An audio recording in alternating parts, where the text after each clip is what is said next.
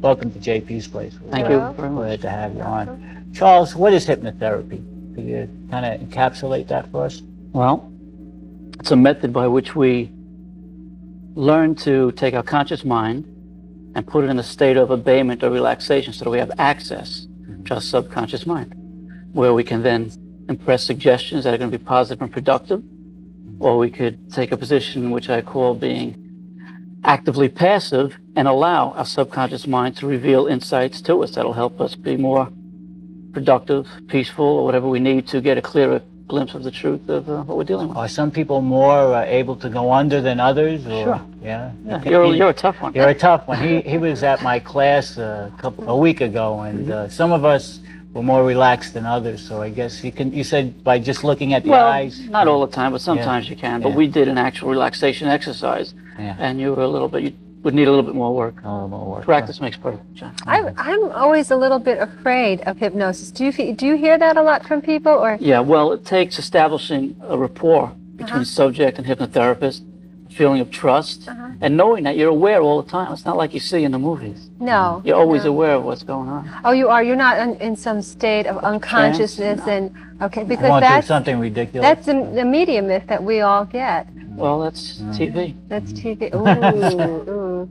Well, I was at a prom once, and the guy hypnotized the whole group of people. And you told me a lot of them just go along with it because they don't want to. Well, no. I didn't say a lot of people do. Yeah. You put me on the spot. I hope the Hypnotherapy Association isn't watching this program. All right. Okay. No, I have some reservations. That's why I've taken the approach that I take. Okay. See, I don't deal with making people walk like a chicken. Right. Or I don't even get into trying to help people stop smoking or overeating. Right. I'm into something called hypno-meditation. Right. And I'm kind of aligned with Phil's way of thinking. Right. Because meditation and gaining insight into your own, we are all connected to a divine source. And many people are waking up and deciding they don't want to go through their life without having some insight into our connection there. Now, you belong to a group called Eartheart? I'm the founder of a group called Eartheart. Okay. It's an organization that is based on a very wonderful and beautiful coincidence. Okay. The fact that the most important element outside of us, our earth, and the most important element inside us, our heart, first of all, are two words that spell almost identical. You realize if you take the H from the end of earth and you put it in the front, you have heart. That's right. So I've devised a group called Eartheart, which is an environmental and spiritual awareness group. What's the sense of saving the earth if we meet our own demise because of greed and corruption? So we have to elevate ourselves spiritually, and that's where it all ties in. The earth represents the environmental aspect of the group. The heart represents the spiritual aspect of the group. Is that like a body-mind connection, or? Well, we are body, mind, spirit. Right. And in meditation, what we try to do, one of the things we try to do is to, well, first of all, if you were to sit in a room with a metronome, eventually your body and heart is going to pick up that beat. So if you're walking through life day to day and your heart is vibrating like this and your mind is maybe on a different frequency, they're not aligned. So through meditation, you practice becoming one. As you align them, then spirit is able to flow freely. So that's the process that I use in hypnomeditation to enable people to attain this feeling of well-being, sense of why we're here, find your own inner mission. You had a meeting Saturday, right? How did it go? We had a social event. Right. Well, I'm a musician also, and I'm building an act around Eartheart. It's a band name. It's been trademarked, and I'm writing music that is going to hopefully present these ideas in a contemporary rock format. And at this meeting, people that are of this type of thinking met, mingled, networked, and I did a few hypnosis inductions, played some mood music to get the idea across and get into the mood, and it was very successful. Our first real above-ground meeting in that aspect. Good. Glad to hear it. Now, is hypnotherapy good for someone also like myself who's deathly afraid of going to the dentist? I do it, but my fear is tremendous. I don't know why. Diane, with practice, you can anesthetize almost any part of your body. There's case histories of people going through major surgery, having tumors this size removed from hypnosis, self-hypnosis. So it can help, but you shouldn't use it simply because you have a pain, because that pain is signaling us that there's a problem. There's a warning But it signal. can be used. If you have to go to the dentist, sure, with practice. When you're practicing meditation, or it's what I'm talking about, hypno-meditation is a combination of self-hypnosis and meditation. When you get your body in this deeply relaxed state, because deep relaxation is the key to it all, you start feeling tingles. You actually get into a state of almost a numbness. You can. And it's very helpful in many instances. Now, Charles, there's people out there, hear you talk, line yourself with the universal, the environment, whatever, and they're going to say, nonsense, what is this guy talking about? I'm sure you come up against that a lot. What do you say to them? What, do you have any? Yeah, well, if you want to stay here another half hour, I guess. Well, we have another 5 minutes. So, well, I give them, first of all, I have to talk and establish a feeling of trust, okay? Right. Then I lay my philosophy on them. And it's very simple. I mean, I use the sun as an analogy. You have the sun, which is the source of life and light, but you take our source from where we all came. It doesn't matter your color, your background, we're all from the same place. We're all an emanation of that source that created us. We're all like rays of light from that. If we all trace back inward, we get closer to our source, we get closer to each other, and by looking at it that way, you realize that we all have a piece of God in us. It's like you take a drop from the ocean, that one drop has all the elements that the entire ocean has. We're the all within the all. So what was your question? Well, basically, a lot of people said it was nonsense. I mean, it's Eastern philosophy, right?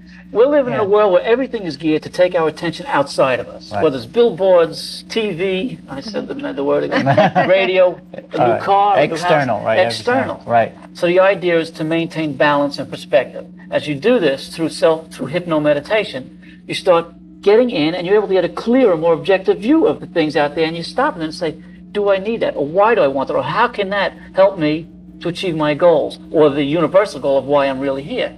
And we're all here for a reason, the same reason. We have different paths back to the universal source. So this sounds like individualistic plus an altruistic approach to... It's altruistic and it's individualistic, sure. Have you come across any clients that were more interesting to you than others? Can you discuss them on the air, or is there a... If they don't see this program, okay. Sure. But, no, well, let me tell you, I'm gearing myself into hypno-meditation. Right.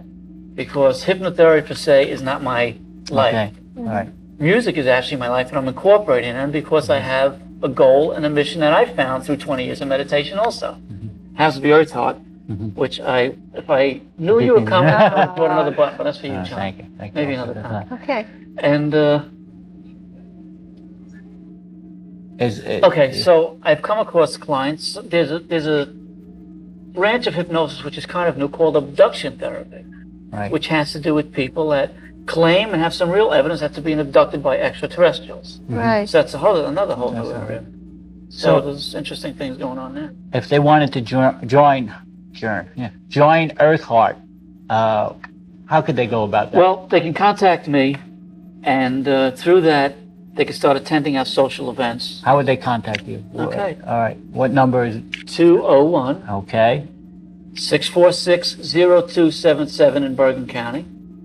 201-659-3270 in Old Hoboken. I don't want to be redundant, but I have to mention something because I also practice what is called rural urban guerrilla hypnosis. If they don't go on it easily, I hit them over the head.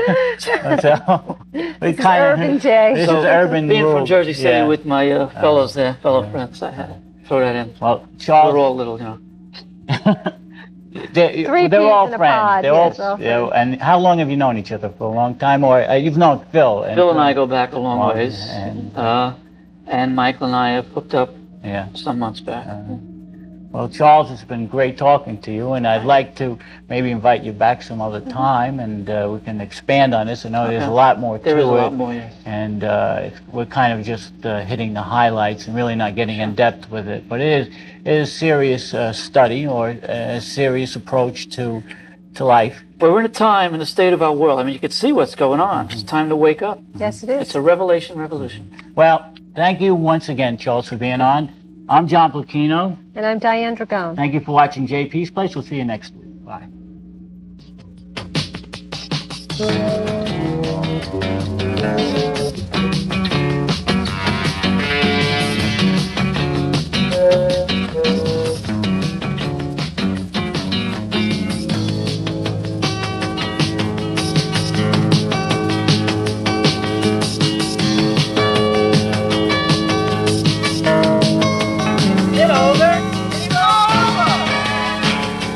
You